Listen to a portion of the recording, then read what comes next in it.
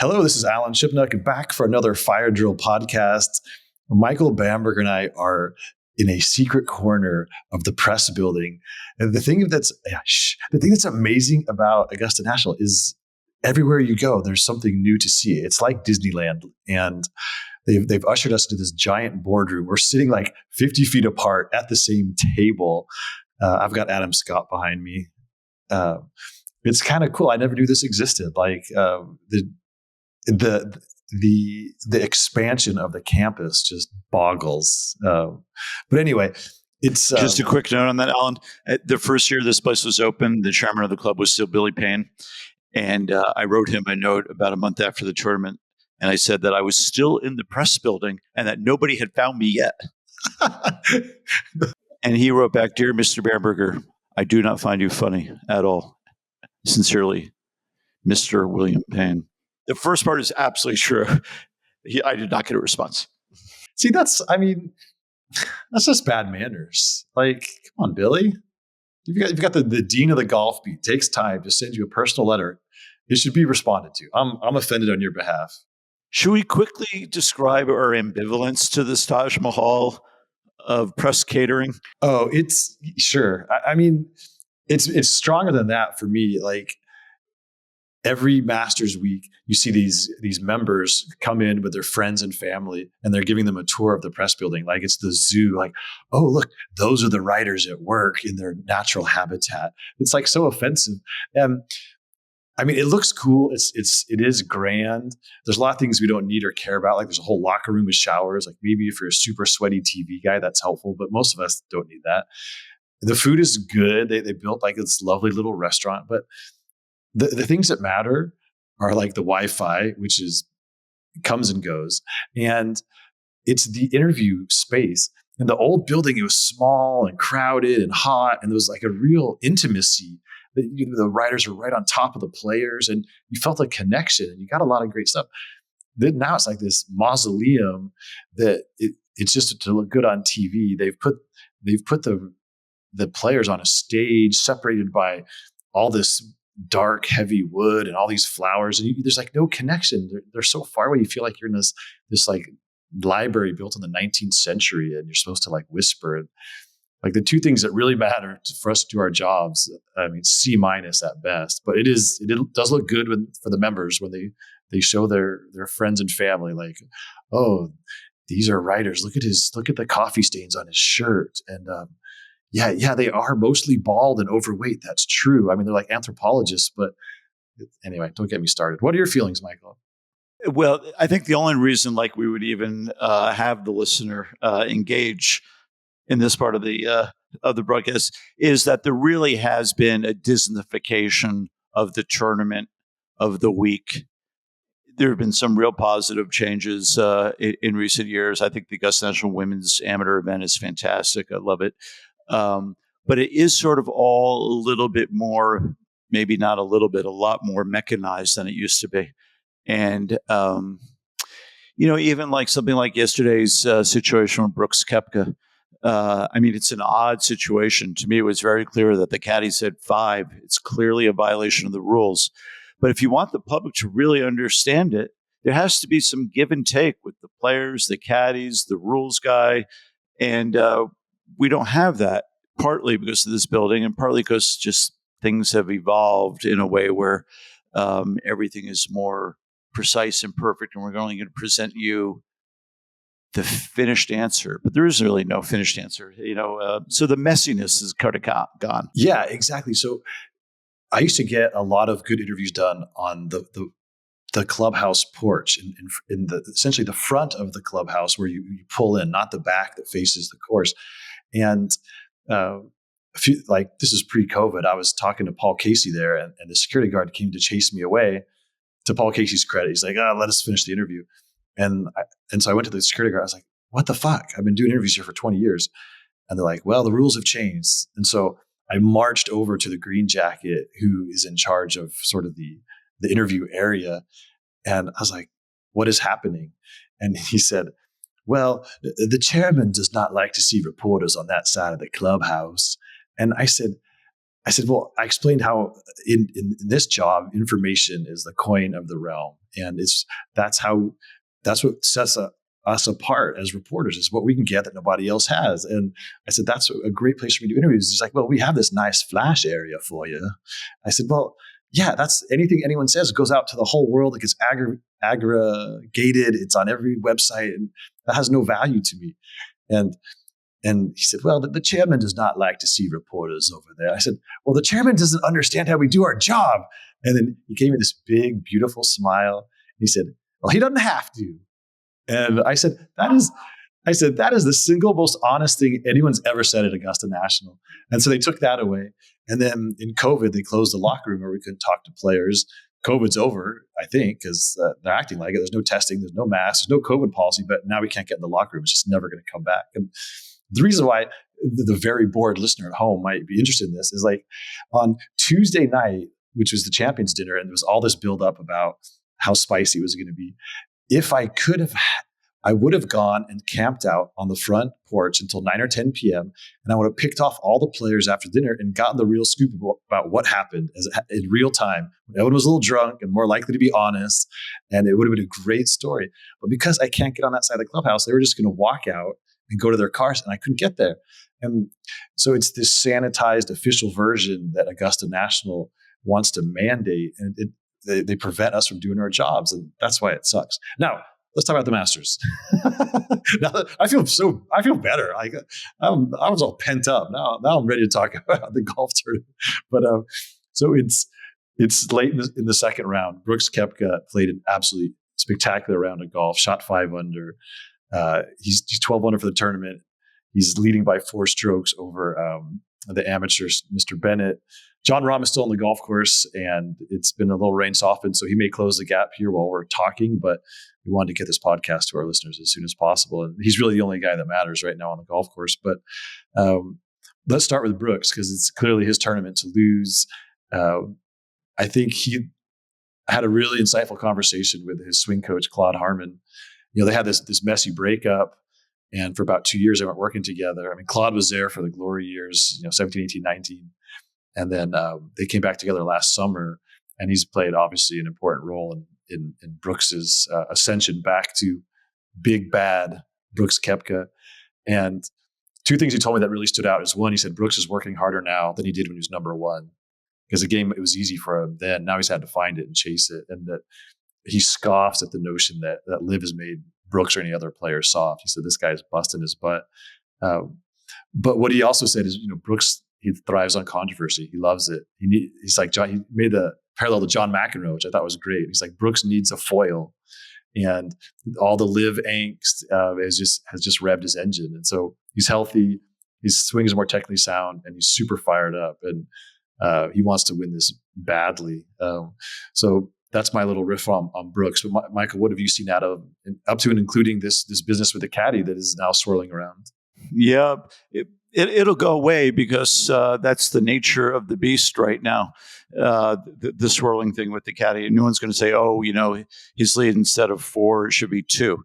Even though I do feel like his lead should be 4 instead of 2, because I think it's very clear that the caddy did break the rules. And the caddy is, for those who don't know, the caddy in the rule book is basically an extension of the player for whom he or she is working. And it's kind of a shame that it didn't get addressed properly, because if he does go on to win this thing, then there's a little tiny asterisk on it. And people can say, and I totally understand, well, who cares? It didn't have any influence on the outcome. That's very possibly true. But the fact is, the underpinning of all of golf is there is a rule book, and it needs to be enforced all the time. You can't pick and choose when you're going to enforce it. Leaving that all aside, by the way, just for the listener who might still be curious, the thing with Koepka signaling 5 is he's taking off the glove that a lot of people have been paying attention to. Just to share my own opinion about it, I don't think he was signaling anything. I really actually believe him when he says he was just taking off his glove. I don't think he would. I don't know. I just don't think that's just how I saw it. But I guess it's worth mentioning, because it shows you that people can really view different things differently. Somebody else might say, "Oh, I saw Elliot mouth that," but he wasn't saying 5. He was saying, dinner at 5 or some crazy thing. Who knows? Koepka on all cylinders, healthy, psychologically healthy, physically healthy. We've seen it now for 6 years. One of the best players ever to play the game, just a dominating golfer. We were on with Jeff Ogilvy yesterday, and all three of us were saying the same thing. Brooks Koepka looks like he's going to win this thing. Having said that, you would have said the same thing at Bethpage Black when he won there in what year was that? 2019, I think. It looked like he should run away with it. In the end, he just sort of walked away with it. I think the same thing will happen here. This golf course, the combination of golf course and tournament and what you're playing for, especially if you have guys, all of whom are trying to get their first screen coat. Let's say John Rahm, Victor Hovland, Colin Morikawa, Shane Lowry. Let's say they're all in the mix.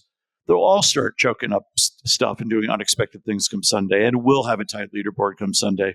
But even having said that, if his lead is still 4 shots by the end of 36 holes, it's a substantial lead for a guy who's doing it's not like he's gotten lucky to be where he is. He's just doing everything right. He's not doing anything spectacular. He's just playing really solid Brooks Koepka golf. The putter looks so good in his hands. It just looks comfortable. And Brooks is a fader of the golf ball, but if you saw his second shot on 13 today, he kind of hugged the creek with his drive, which is ballsy, shortened the hole by turning it over. So that right there is not an easy play.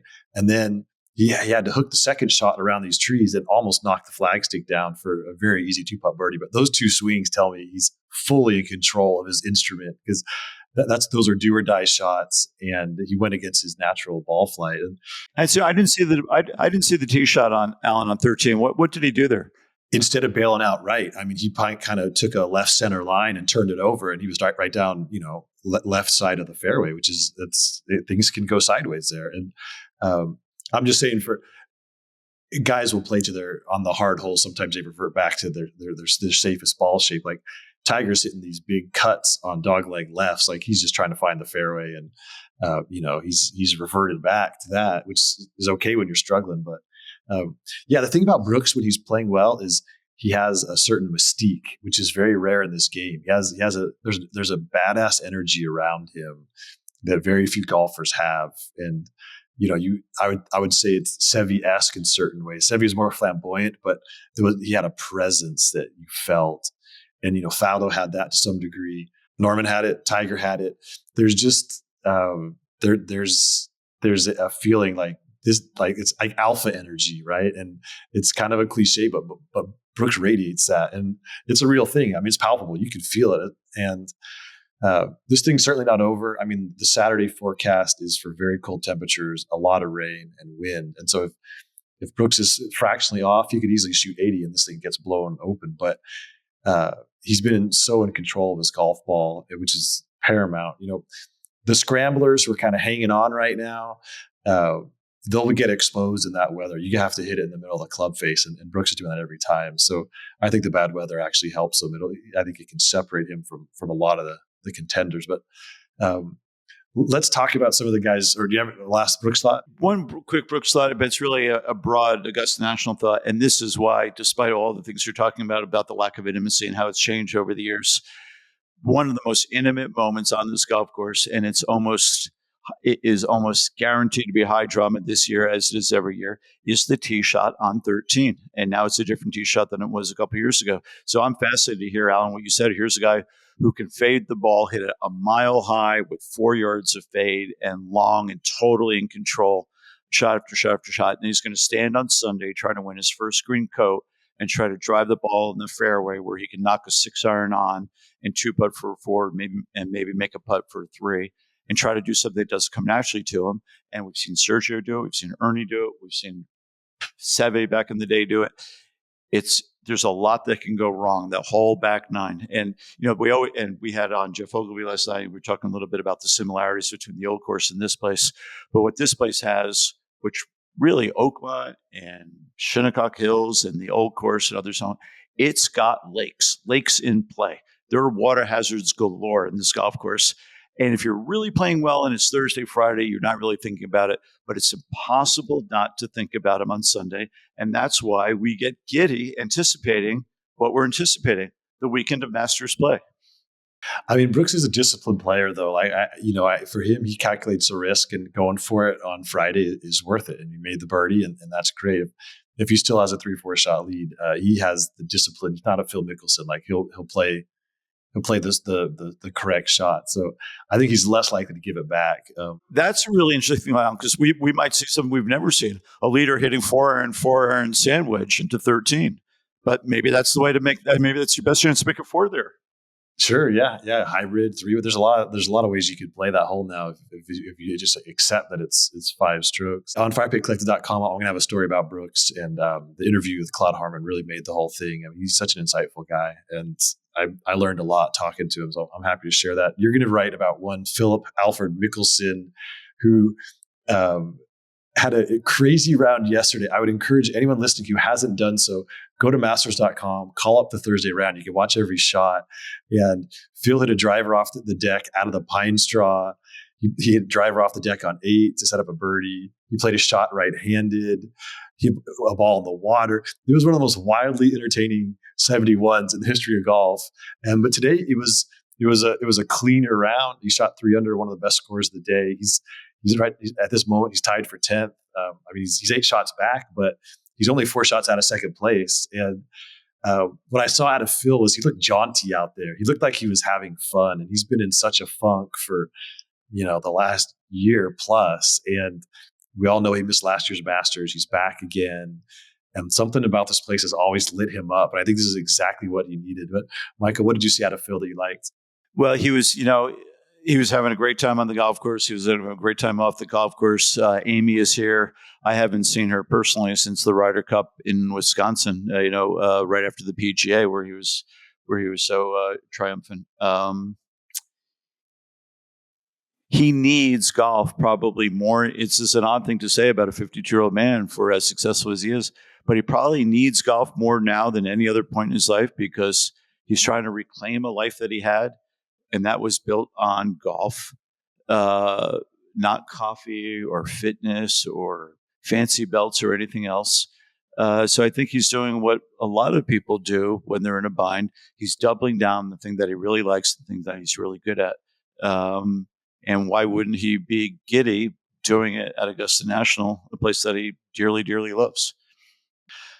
Yeah, he certainly, he's been playing very mediocre golf at the live events, but I've seen with my own eyes how hard he's working. I mean, he's been on the putting green for hours at a stretch. I saw it in Tucson. I saw it in Mexico. He's hitting bags and bags of balls. Like, he hasn't given up. He's still on this quest to be an impactful player. And when you have that kind of talent and you have that drive, it's a good combination. You can't play your best golf at this level without a clear head. And you see it all the time when, whether someone's got a sick parent or marital woes or whatever it is, it affects their performance. And Phil's been through the ringer the last year and a half. And so I feel like he's just kind of getting back to himself. His press conference yesterday he was funny.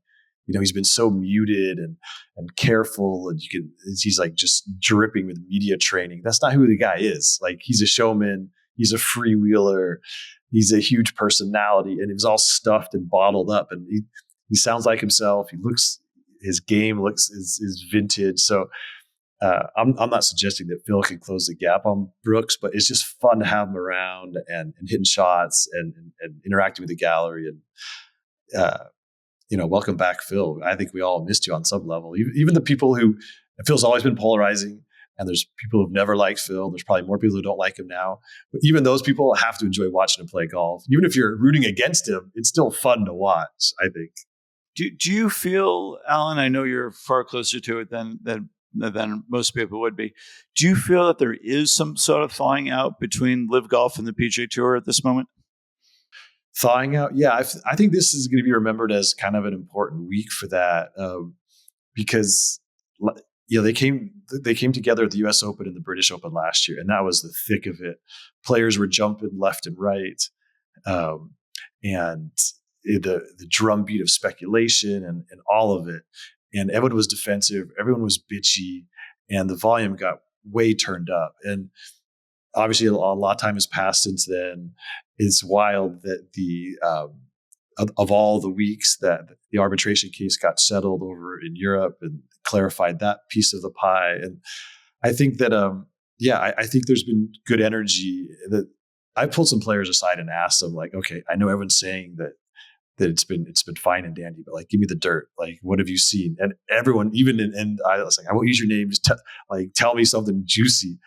Everyone's coming up empty. I mean, I think the players, partly out of kind of respect for the institution, they want to rise above it here at Augusta National, and I think they're also tired of it. Like, these guys didn't sign up to be barristers or to be PR folks. Like, they're just golfers. They just want to play golf, and so I've sensed a simmering down of the tension. But again, if Brooks hangs on to win, that's a big deal. And that Greg Norman's going to be blowing up social media. Liv's going to be putting out TV commercials. It's going to be a monumental thing for Liv's credibility. The crown jewel of the sport is the Open at St. Andrews. They have the guy that won that. The second most coveted thing in all of golf is a green jacket. If they have those two guys on their league, it just gets really hard to dismiss it. And the tour's primary talking point is that we're hardcore competition. We're a meritocracy, and they're just some BS exhibition. And a lot of fans have bought into that. But Brooks Koepka's preparation for this Masters was playing live golf events and winning live golf tournaments. That's how he got sharp. And so if he plays like this and he wins this, the critique of live as not real competition gets hard to make. And so there's a lot at stake, and it will turn the volume up again on some of the discourse. But I do think interpersonally the players have kind of whether they did it by design or just came naturally, they've kind of chilled out. Yeah, I feel the same. And I mean, it's sort of, when we look back at this period, the fact that Greg Norman couldn't attend the Champions Dinner at the Old Course last year, where all the Open champions were to be invited because he started a competing golf league. It's going to look insane, actually. I think it is. I thought it was insane then. You have a dinner for former winners. It's not like he murdered somebody. He just started a golf league you don't like. So cooler heads are prevailing, and probably to some degree, a fatigue is setting in about the whole discussion. And we can't get inside Rory McIlroy's head, but for Rory McIlroy, as good as he is and playing as well as he has been playing with all the preparation they had, to come here and miss a cut, Tiger the same, but that's kind of a different category. It tells me he must have had some sort of vicious mental fatigue about all that he has had to do of sort of carrying the anti-live pro PGA Tour flame. It wasn't that long ago that Rory McIlroy was saying, Greg must go. Why? Who? And with due respect, who are you to say Greg must go? He doesn't work for you. And I say this with a lot of sympathy for Rory, because I know he believes what he's saying, and it's important to have a voice to speak up for the PGA Tour. And he's the person who has been sort of anointed to do it, and he's fulfilled the role spectacularly well.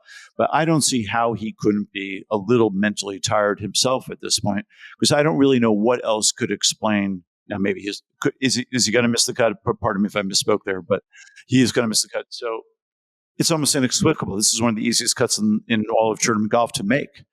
He's one of the best golfers in the world. For him to miss this cut seems beyond unlikely. Well, and he missed the cut at the Players Championship. I mean, there's definitely a little swing funk going on. I mean, he's hooking a lot of tee shots, and if Rory McIlroy is not going to drive the ball well, then there's the time space continuum. There's a rupture there, and so he's got some technical issues. But again, does that come from not having? He's so burnt out on life, he doesn't want to go practice. Is his mind cluttered, like we were talking about? It's sad to see Rory I'm not going to say he gave up, but just to get blown away by this golf course. I mean, he looked fried mentally yesterday. He didn't look sharp. When you're as good as Rory, you can't get blown away by this golf course. It's not hard enough for him to get blown away by this golf course. You can blow yourself away, but I mean, Brooks Koepka showed that Brooks Koepka is 12 under par without doing anything astounding for Brooks Koepka. For us, it would be astounding, but it's not for him. Rory's the same exact skill set as Brooks Koepka, and he shot 15, 18 shots worse. Well, and this is where it gets interesting. If Koepka wins this, he'll have 5 major championships. He will have broken the tie with Rory. And one thing Rory could always hang his hat on is, when all is said and done, I'll be the best player of the post Tiger era. He's widening the gap between himself and Jordan Spieth. Dustin's had a tremendous career, but only the 2 majors is probably, Rory's going to win that tiebreaker every time, no matter what. But if Koepka gets to 5 majors, he's won the one that Rory covets the most. He'll be knocking on the doorstep of the Grand Slam himself, career Grand Slam. We have another probably decade for this to play out, but it'd be a monumental statement for Koepka. I mean, he'll have won 5 majors since Rory won his last one. It's unbelievable. There's some all-time geniuses with 5 major championship wins. Seve Ballesteros, Byron Nelson. 5 is a monumental number. You get to 6, you're talking Phil, Lee Trevino. This is very rarefied air, and Koepka doesn't have the body of work. He hasn't won as many tour events. He has won around the world. Outside of his career, he's won in Italy and Spain and Turkey and some out of the way places, which is cool. But it's Rory and it's Tiger and it's Jack and it's others who have elevated the majors to the be all end all. If that's the yardstick, Brooks is standing very tall already, and he gets this one. It gets really interesting. Like, how deep can this guy take it? Because he was always a big game hunter. His game travels. He's got that. He can smash these low drives that can just tear through the wind. He's definitely a threat to win any Open the way he's playing. So it would be wild if Brooks Koepka spots Rory 4 majors and he gets a career Grand Slam first. And same with Jordan Spieth. He spotted Jordan Spieth 3. This guy's going to reshape our thinking about this whole era if he keeps going like this. Yeah, if it's a race to the Grand Slam between those 2, I would have to give the edge to Brooks Koepka. It would seem like Brooks Koepka is going to win a British Open for all the reasons you decided, and others, before Rory would win here. In part because maybe it just does mean too much of him. Alan, let me ask you a question. I know it's been a while, but you have spent time with Brooks Koepka off the golf course. He was saying yesterday, I was asking about the Netflix series and sort of the vulnerable side that he showed, and he said that there was a disconnect with what he showed in public and what he showed in his private life. Do you have any experience along those lines? Do you have a sense of how true that is? Yeah, I went to his house for a big cover story for one of the golf magazines, and got some time, and he's in the pool, and he's with the dog, and we're sitting out on the dock, and there is a reflective side to Brooks. I only got little glimpses of it. The whole thing. There was a lot of people there. There was a camera crew. It was not exactly quiet time, but I do think there's some kind of depth there.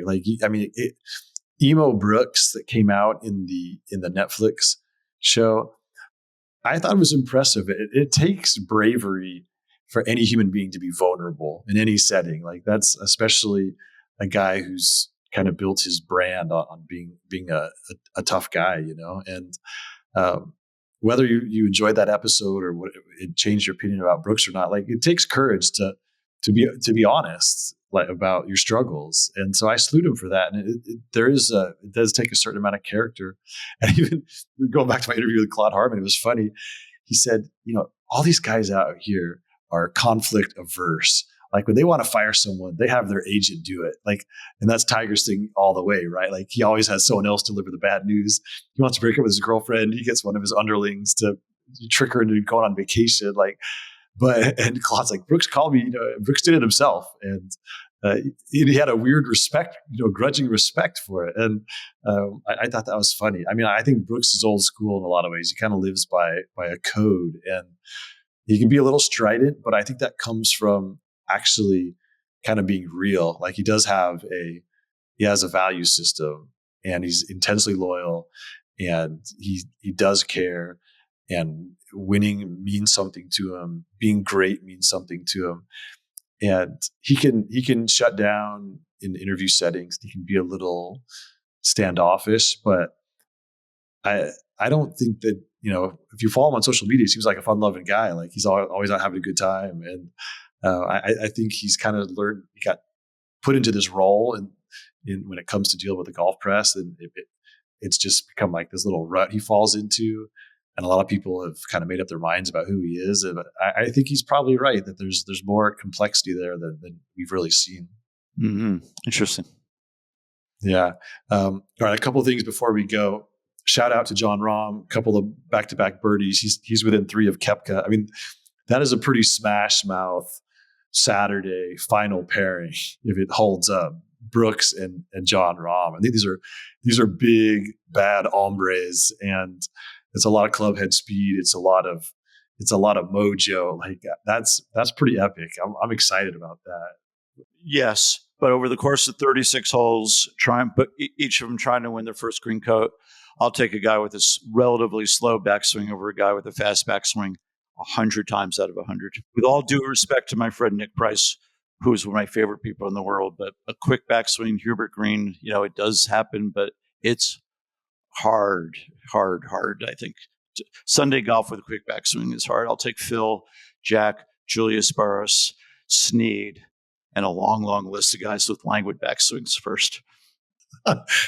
This is why you're such a national treasure, Michael. Thank you for that. And we do have to acknowledge Sam Bennett. I mean, what he's done is incredible. He's in 3rd place, 8 under par. He made no bogeys in his first round. First time an amateur done that in like 50 plus years. His 2-round total of 135 is just one off of Ken Ventura's all-time record. I mean, spectacular performance. And if Ryan Lavner of Golf Channel wrote an incredible feature about the kid, spent a lot of time with him and his family. And I didn't really know his backstory, but